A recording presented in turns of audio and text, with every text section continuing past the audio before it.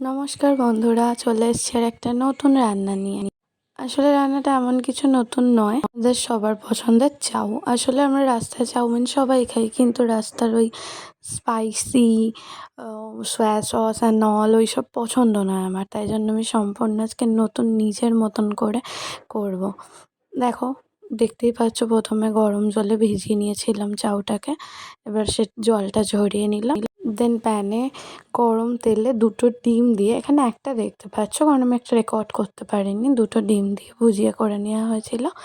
তারপরে আবার ওই যে পেঁয়াজগুলো আগে দেখেছিলে কাটতে, ওই পেঁয়াজ কুচোগুলো দিয়ে ওই তেলের মধ্যে গরম করে নিয়ে একটু ভেজে নিতে হবে।